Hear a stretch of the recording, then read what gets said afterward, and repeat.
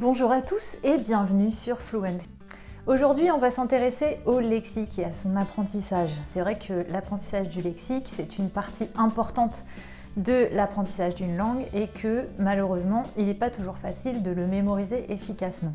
Donc on va voir aujourd'hui plusieurs méthodes, on va voir pourquoi c'est important, comment on peut faire pour optimiser ça. Et on va étudier un peu deux aspects différents de l'apprentissage du lexique qui sont l'apprentissage que j'appelle in vivo, c'est-à-dire l'acquisition, à savoir l'apprentissage pas l'apprentissage, mais l'acquisition du lexique en situation réelle avec des locuteurs natifs, avec de la conversation ou des situations authentiques. Et puis l'apprentissage in vitro, c'est-à-dire l'apprentissage pour le coup et non l'acquisition, à savoir cette façon d'apprendre comme on peut le faire en cours avec un professeur, avec des situations pas forcément naturelles mais plutôt artificielles qui peuvent quand même avoir une certaine authenticité, on va le voir ensemble. Alors tout d'abord, on va s'intéresser à l'apprentissage, c'est-à-dire ce qui se passe in vitro, dans le contexte d'une salle de classe ou là, puisqu'on parle d'apprentissage en ligne, on va être plutôt sur un cours de langue en ligne ou alors un site internet, un livre, et on va voir comment en fait on apprend le lexique dans ces situations-là. Alors il y a différentes façons de faire. Donc par exemple, on va dire que j'ai un livre d'apprentissage qui est organisé par thème. Donc par exemple, là, le thème de la leçon d'aujourd'hui, ça va être commander au restaurant. Voilà, on s'imagine une situation dans laquelle je suis dans le pays de ma langue cible et je vais vouloir commander des plats dans un restaurant.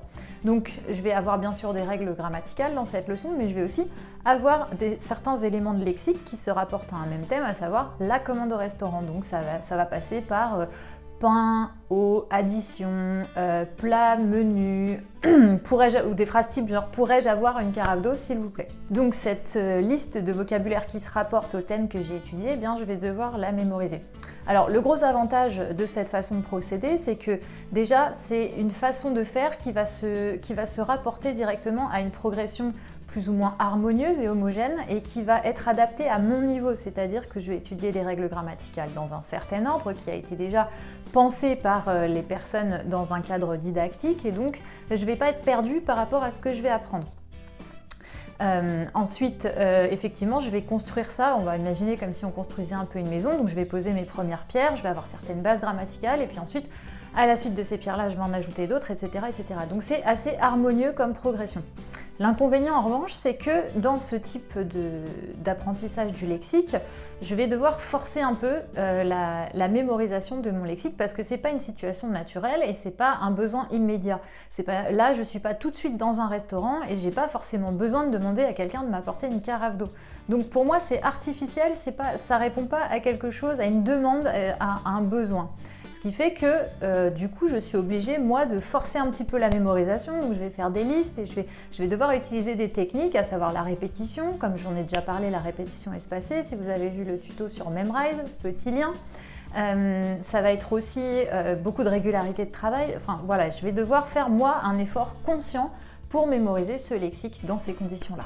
Et puis, qu'est-ce qui va se passer aussi si dans les 6 prochains mois, je n'ai pas forcément l'occasion de me rendre dans le pays de ma langue cible, dans un restaurant, et que je n'ai aucune opportunité réelle d'utiliser ce lexique dans de vraies conditions? Eh bien, je vais l'oublier peut-être petit à petit, donc il va falloir que je le revoie régulièrement, et jusqu'au moment où il va me servir, en fait, ce sera un petit peu une case, point d'interrogation avec ok, je connais ce lexique, mais pour l'instant il ne me sert à rien. Voilà le problème de cette façon de faire. À plus forte raison, vous allez devoir forcer la mémorisation à plus forte raison si vous vous retrouvez avec un support, un livre ou un site internet, peu importe, qui classe les leçons non pas par thème, mais plus par règle de grammaire. Alors là, c'est encore plus compliqué à ce niveau-là parce que, étant donné que le sujet central de ma leçon, ça va être uniquement une règle de grammaire, à savoir une tournure, un schéma ou une forme de conjugaison. Par exemple, aujourd'hui, je vais apprendre le futur et du coup, je vais avoir différents exemples qui vont se rapporter à la conjugaison du futur mais qui n'ont rien à voir entre eux. Eh bien, ça va me demander encore en plus un travail de regroupement thématique à effectuer. Après, il y a des situations qu'on peut rencontrer en salle de classe ou quand on est en cours en groupe, où on peut recréer ces situations un peu plus naturelles à l'aide de jeux de rôle. Mais en ligne, c'est vrai que c'est beaucoup moins facile, à moins qu'effectivement vous ayez des cours en groupe, et encore vous n'aurez pas les personnes en face de vous. Donc c'est pas tout à fait encore ce genre de situation-là. Cela dit, ça peut être une bonne manière de compenser ce problème d'authenticité. Alors, pour récapituler par rapport à cette méthode, donc on a les avantages qui sont une progression structurée et harmonieuse qui va s'adapter à mon niveau.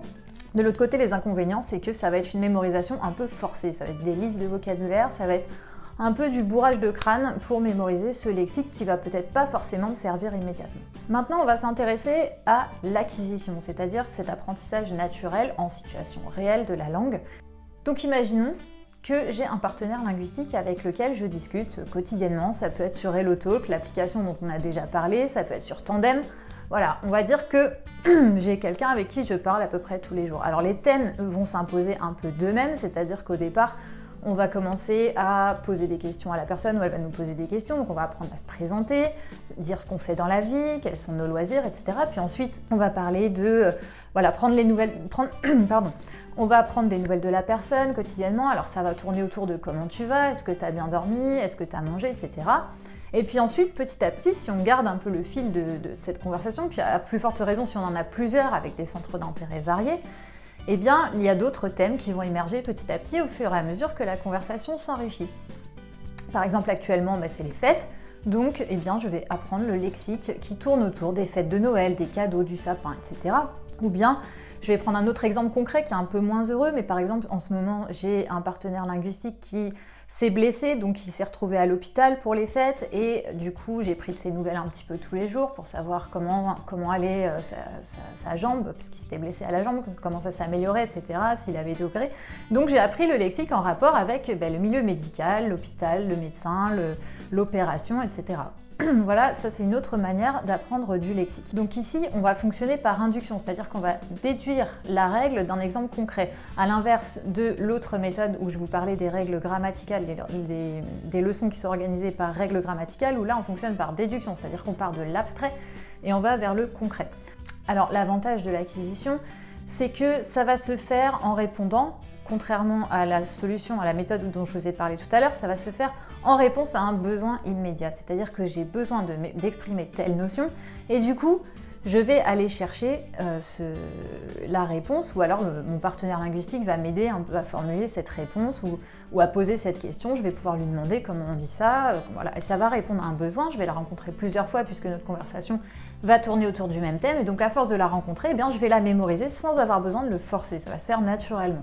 Je vais savoir à force de rencontrer tel mot, à force de parler avec cette personne et qu'elle utilise ce mot un certain nombre de fois, je vais savoir que tel mot veut dire telle chose. Et petit à petit, ça rentre dans mon cerveau et de manière beaucoup plus durable puisque je l'associe à quelque chose de réel, je l'associe à un besoin, je l'associe à une émotion. Par exemple, je suis triste pour mon ami qui s'est fait mal, donc je fais un effort pour essayer de comprendre ce qu'il me dit et évidemment je ne vais pas lui demander de répéter 36 fois qu'est-ce que c'est opération.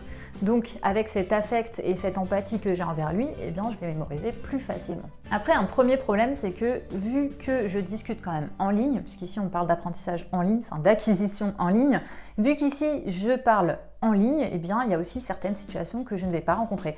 Par exemple, je ne pense pas que je vais être amenée à demander une carafe d'eau à une serveuse en discutant en ligne avec quelqu'un. L'autre problématique que je vais rencontrer avec cette méthode, c'est que du coup, je vais devoir organiser moi-même mes listes de vocabulaire. Il n'y a pas quelqu'un avant ça qui a conçu une leçon à mon attention et qui a déjà organisé les choses autour d'un champ lexical ou autour d'un thème donné. Donc c'est moi qui vais déjà devoir faire ce travail d'organisation. C'est aussi moi qui vais devoir dégager la règle de grammaire correspondante. Et ça, je peux m'en mêler un petit peu les pinceaux avec tout ça, c'est-à-dire que je pourrais faire des erreurs parce que j'ai pas tout à fait compris comment s'articule telle forme ou telle construction de phrase et du coup je vais être obligée de faire un travail de recherche supplémentaire pour dégager tout ça. En plus, c'est pas une construction homogène. Ça veut dire quoi? Ça veut dire que, en fait, je peux très bien avoir des notions qui apparaissent au cours de mes conversations qui sont là, alors que mon niveau est là.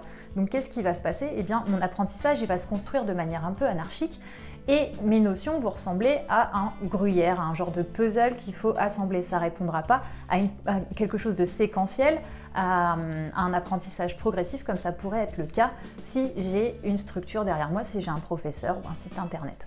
Donc, pour l'acquisition, je récapitule une nouvelle fois, Les avantages sont que je vais mémoriser beaucoup plus facilement le lexique étant donné que ça répond à un besoin.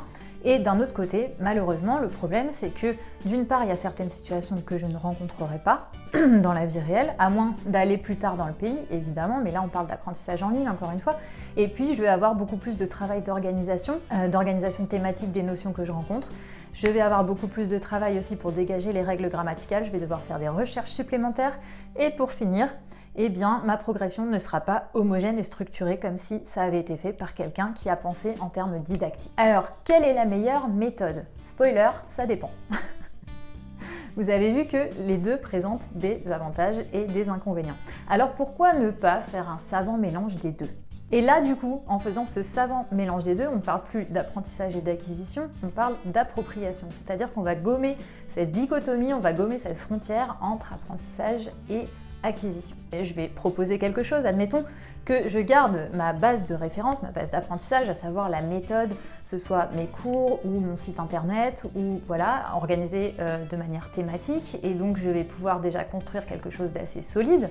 Et puis, j'aurais peut-être pas mémorisé définitivement le lexique dans ce cadre-là, mais en revanche, si à côté de ça, moi j'ai un partenaire linguistique et que je parle avec lui régulièrement, qu'il me ressort les mots que j'ai déjà vus dans ma leçon, je me dirais « Ah tiens, ce mot-là, je le connais, il sera déjà présent dans mon esprit » et là, pour le coup, je pourrais consolider la mémorisation de ce mot-là, je l'aurais déjà vu.